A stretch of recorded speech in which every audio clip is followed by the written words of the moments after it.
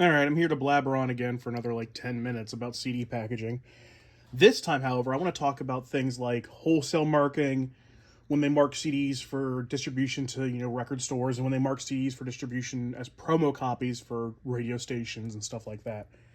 I'm going to start with the kind of easier stuff, the demarcation either, and there's an overlap here. It's demarcation for wholesale and or record store, just like things that get sent out to them so they could be playing it in the store before an album comes out, that kind of stuff. What you often saw back in like the 90s with regular jewel cases is this cut here. I don't think you can see that. That's a clean cut. Front to back would have been done with a saw on a bunch of CDs laying like, in a row like this. And that was pretty popular for a while. But what I started to see sometime in the mid 2000s were holes being drilled. Here's a copy of the album Manners by Passion Pit, and look at that. It was right on through. Nice clean hole. The problem is, sometimes they're not as, they're just not as good as you'd like them to be. So there's a hole in my copy of How Do You Feel by Joywave, except for it's barely visible in the front, and that's because it doesn't go through the front plastic. It stops at the, you can see there, it stops at the album art. But even worse than that is this album by Orchestral Maneuvers in the Dark, in which you can't see anything in there. And if you open it up, nothing there. Nothing there. But on the back up here, you can see they started to drill. They just didn't even get through the case. Now, in addition to doing that to jewel cases, they also had two ways of... Well, they had another way of marking jewel cases, and they also had another way of marking digipacks. The other way of marking jewel cases is just with a hole punch, right through the UPC. And that would have been, they would have taken this out and punched that. And here's another example by, you can see that's just a straight up circular hole punch. And that, you see that sometimes, but not too terribly often. And then my least favorite way is scratching the barcode off.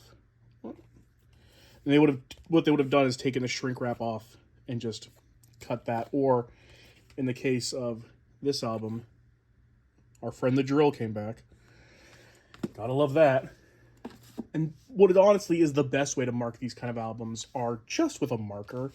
It's something nice like this, where they just put a nice little slash through it. And they would have either taken the shrink wrap off this or just cut the shrink wrap a little and put that mark there. Sometimes it's a little less involved. This is a sleeve over jewel case. There's nothing on the jewel case itself, just that. Or you'll find sometimes, like this album, Long Division by Low. This is actually from the 90s. And that is underneath the plastic. So they actually went above and beyond. The problem is when you get stuff like this Liam Gallagher album, in which not only is that on the plastic, but they also cracked the jewel case marking it. So that sucks. But, that kind of happens sometimes. I do look out for these albums in secondhand stores or in record shops because usually they're cheaper. And also, I think they're just a neat thing to have. The real star of the show is radio promo copies.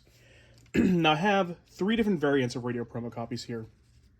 I have these ones, which are marked with a whole big sticker here.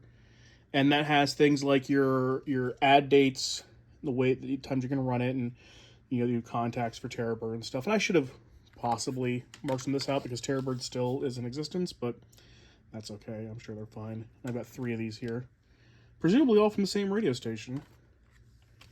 I also have a few radio promo copies that do things a little differently. And this is, you see this sometimes, is that gold embossed message there for promo use only. I have another one here, has the same message. It's kind of even hard to see. There you go. But this one actually has the promo stickers and stuff on it for like retail packaging. Same with this old Dream Theater album. I say album, they call it an EP. It's honestly one of their best pieces of work. But you can see, if you take the artwork out, there it is on the artwork. And there's nothing else marking these as promo copies, nothing on the CD itself, nothing on the back, just that little marking in there. And finally, you'll have really standout copies. For instance, this album, Perfume Genius, Too Bright. Love this album. It's definitely a promo copy. There's no doubting that. Matador really wanted you to know is a promo copy. Sometimes they're a little more subtle. This Modest Mouse album, nice retail packaging, and yeah, small promo copy sticker, which is fine. But then sometimes you'll get really wild packaging. For instance, this infamous String Dusters album. This is not the retail packaging. This is the retail artwork, but it's just in this cardboard sleeve. I mean, really, if you're sending it out to record stores or radio stations, realistically, why would you need anything more than that? My favorite one of these is this album by British Sea Power, in which it's just a pressed CD in the flimsiest, I say the flimsiest sleeve. This isn't even paper. This is that, Tyvek kind of material. And then on top of that, I have a few that are a little more odd. For instance, regular retail packaging, but this is a CD single case, and sure enough, you flip it over, that's not the normal looking CD, and that does let you know it's a promo copy there. But also you get things like this Yeasayer album, Odd Blood. Once again, fantastic album. Huge thing detailing it's a promo copy, and you don't even get artwork here, but at least you get a CD that looks kind of nice. It does say promo use only there. And then finally, you'll have things like this, which are really boring looking CDs, but it's fine. You get the FCC clean, recommended track titles, and that's all you get on the back. This really is just for a radio station to have on a shelf, sitting stacked or sitting high. I have these ones here, and just to kind of go through and pick out a CD and play it for fans. So I appreciate you coming along with this little strange ride, and I'm sure I'll have more crap to talk about with CD packaging at some point.